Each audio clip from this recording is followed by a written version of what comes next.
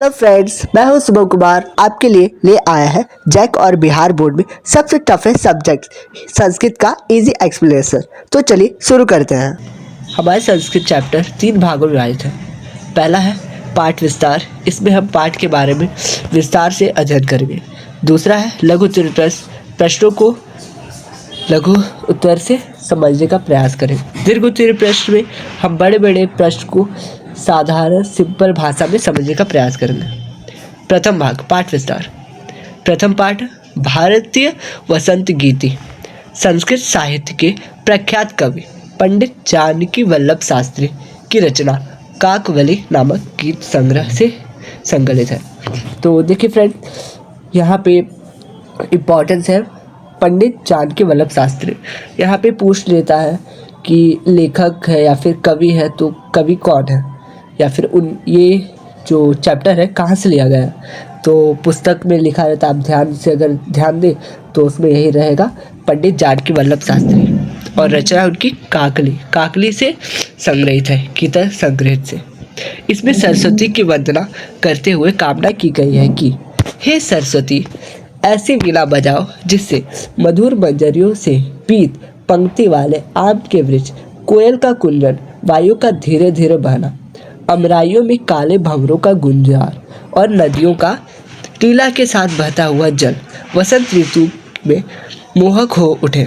स्वाधीनता संग्राम की पृष्ठभूमि में लिखी गई यह गीतिका एक नई चेतना का आह्वान करती है तथा ऐसे वीणा स्वर की परिकल्पना करती है जो स्वाधीनता प्राप्ति के लिए जन समुदाय को प्रेरित करती है। तो फ्रेंड्स, हम यहाँ यह जानते हैं कि यह कविता स्वाधीनता संग्राम या स्वतंत्रता संग्राम के समय की है, जिसका इस कवि ने बहुत बड़े ही मनमोहक तौर से वर्णन किया है।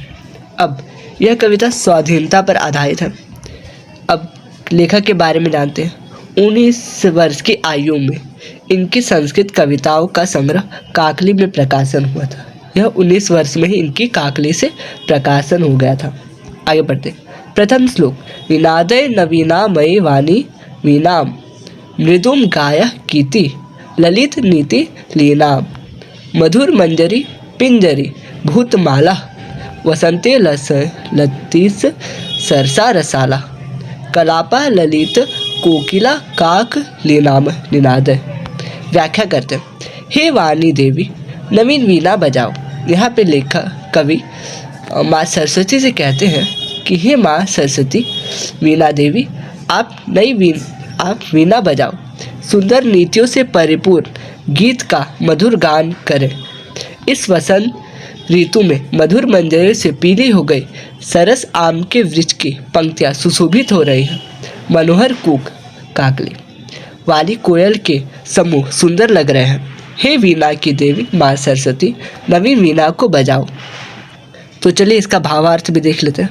भावार्थ। ऋतुराज बसंत के आगमन पर आमों पर बौर आ जाता है, कोयलें कूकने लगती हैं। ऐसे मनमोहक वातावरण में माँ सरस्वती से प्रार्थना की गई है कि वह नई वीणा बजाए एवं नीति युक्त कोमल गीत गाए, ताकि जन जन में नवीन प्रेरणा का संचार हो। यहाँ तक आप समझ सके हैं कि यहाँ लेखक का या कवि का क्या भावार्थ है। वे हमें नई ऊर्जा का संचार करना चाहते हैं, जिससे हम अपने सही नीति की ओर बढ़ सकें। द्वितीय श्लोक में आते हैं। वहती मंदम मंदम समीरे समीरे कलिंदात्मजाया रसस्वानीर तीरे नताम पंक्ति मोलोक्य मधुमाधवीनाम निनादय। व्याख्या। यमुना नदी की वेतस की लताओं से घिरे तट पर जल बिंदुओं से पूरित वायु के मंद मंद बहने पर फूलों से झुकी हुई मधु माधवी लता को देखकर हे वाणी की देवी माँ सरस्वती, नवीन वीणा को बजाओ। इसका भावार्थ। यमुना नदी की तल बेत की लताओं से घिरा रहता है। वहाँ जल कणों से युक्त शीतल समीर हवा सने सने यानी धीरे धीरे बहती रहती है, जिससे पुष्पित लताएं झुक जाती है। ऐसे मनमोहक वातावरण में माँ सरस्वती से प्रार्थना की गई है कि वह नवीन वीणा बजाए एवं सुंदर नीतियुक्त कोमल गीत गाए, ताकि जन जीवन में नवीन प्रेरणा का संचार हो। यह कवि हमें नई ऊर्जा का संचार करने को कहते हैं। तृतीय श्लोक में ललित पल्लवे पादवे पुष्पुंजे मलय मारुतो चुंबिते मुंजुकुंजे स्वांति अंतिंत प्रवेश मलिना मलिनाम निनादय। व्याख्या।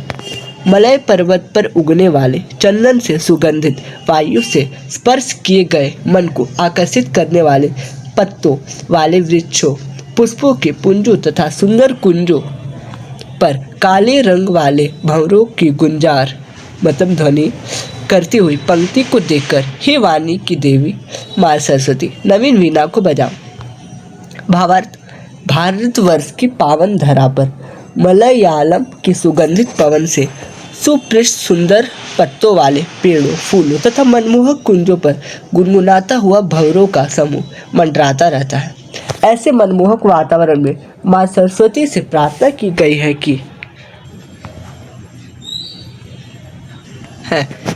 वह नई वीणा बजाए एवं सुंदर नीतियुक्त कोमल गीत गाए, ताकि जन जीवन में नवीन प्रेरणा का संचार हो।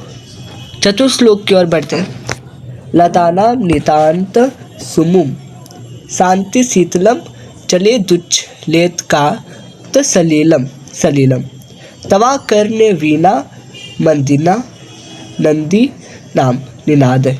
व्याख्या। हे सरस्वती देवी, तुम्हारी ओजस्विनी वीणा को सुनकर लताओं बेलों के नितांत मतलब पूर्णता शांत स्वभाव वाले फूल हिल उठे, नदियों का मनोहर जल क्रीड़ापूर्वक उछल पड़ा।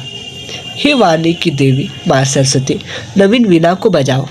भावार्थ। यह कवि कहना चाहते हैं भारतीय जनमानस चिरकाल से सुप्त अवस्था में पड़ा है।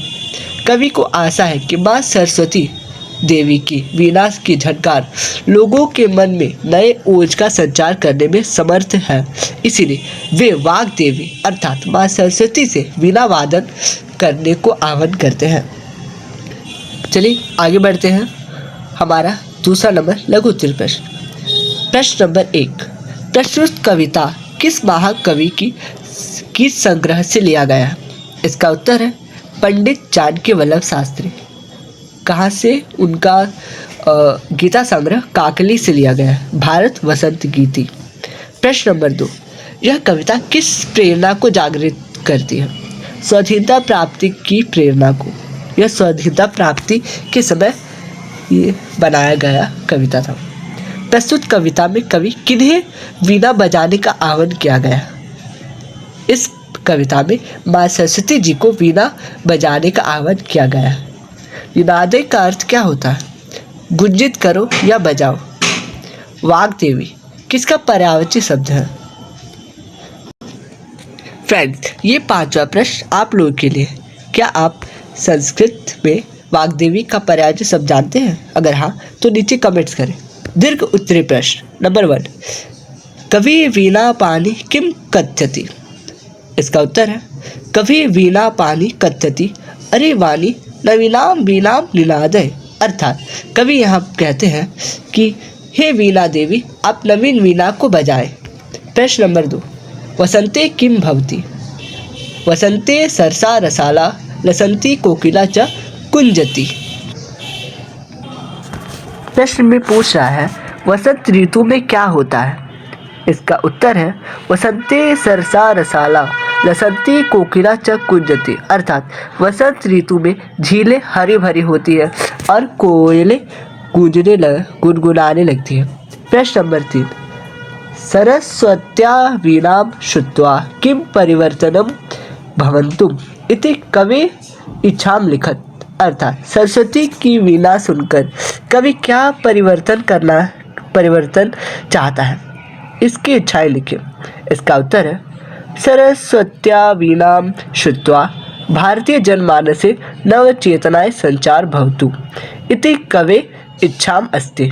अर्थात सरस्वती कवि की इच्छा है कि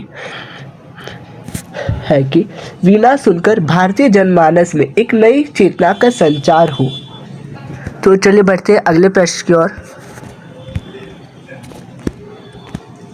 अगला प्रश्न है, कवि भगवती भारतीयम कस्या नधाम तटे मधु माधवीनाम नताम पंक्ति अवलोक्य वीणाम वादयतुम कथ्यति। अर्थात कवि भगवती भारती किस नदी के तट पर मधु माधवियों की झुकी हुई पंक्तियों को निहारते हुए वीणा बजा रहे हैं। इसमें प्रश्न उत्तर है, कवि भगवती भारतीय यमुना नधाम तटे कालिंदात्मजाय सवानीर तीरे मधु माधवीनाम नताम पंक्ति अवलोक्य वीणाम वादितुम कथ्यति। अर्थात कवि भारतीय यमुना नदी के तट पर कालिंदा की पुत्री सावनी नदी के तट पर देवी मधु माधवी को नमन करता है और उसे वीणा बजाने के लिए कहता है। Thanks for watching this.